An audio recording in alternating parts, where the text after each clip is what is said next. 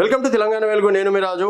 So భారీగా పెరిగిన commercial cylinder ధర చాలా వరకు ఏంటంటే ఎన్నికలు 5 రాష్ట్రాల ఎన్నికల తర్వాత భారీగా పెట్రోల్ అలాగే డీజిల్ రేట్లతో పాటు గ్యాస్ సిలిండర్ రేట్లు పెంచుతారని చెప్పేసి ప్రతిపక్షాలు విమర్శించినాయి.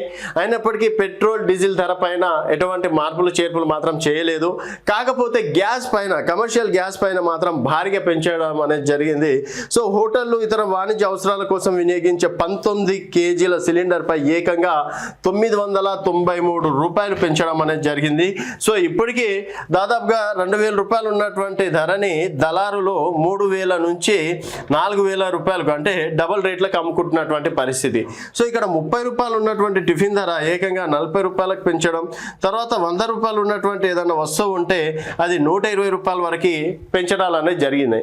ఇప్పుడు అఫీషియల్గానే దాదాపుగా ఒక 1000 రూపాయలు ప్రభుత్వం పెంచితే డెఫినెట్గా రేట్లు అనేది ఒకవేళ సవ్యంగా వస్తే ఓకే, లేదు దళారుల చేతిలో పడ్డది అనుకోండి, సో వాళ్ళు 5000 నుంచి 6000 రూపాయల వరకు కూడా డిమాండ్ చేసే అవకాశం ఉంది. దీనికి సంబంధించి కేవలం ఇరాన్, ఇజ్రాయెల్, అమెరికా యుద్ధం కారణంగానే ఈ గ్యాస్ సిలిండర్ రేట్లు పెంచుతున్నారు అని చెప్పేసి, గ్యాస్ కొరత ఉన్నందువల్లనే ఈ విధంగా రేట్లు పెంచుతున్నారు అని చెప్పేసి చెప్తున్నప్పటికీ ఒక రకంగా ఇది సామాన్యుల పైన, సామాన్యునికి మాత్రం ఎఫెక్ట్ అని చెప్పేసి కూడా చెప్పుకోవచ్చు. ఎందుకంటే చిన్న చిన్న హోటళ్ళు నడిపించేటోళ్ళు ఉంటారు, తర్వాత చిన్న చిన్న బిజినెస్లు పెట్టుకున్న వారికి మాత్రం ఒక రకంగా ఎఫెక్ట్. అండ్ భారీ స్థాయిలో పెద్ద హోటళ్ళకు కూడా, ఎందుకంటే వాళ్ళకి రోజుకు ఒక 10 కావాలనుకుంటే 5 మాత్రమే దొరుకుతున్నాయి, 5 ఇంకా దొరకని పరిస్థితి. సో ఏదైనప్పటికీ సామాన్యునికి అలాగే రాష్ట్ర ప్రజల పైన మాత్రం ధరల మోత మోగించాల్సిందే అని చెప్పేసి కూడా ఈ సందర్భంగా చెప్పుకోవచ్చు. మరి గ్యాస్ పెరుగుదలకి కారణం ఎవరినందాం? ఇటు మోడీ సర్కార్నా,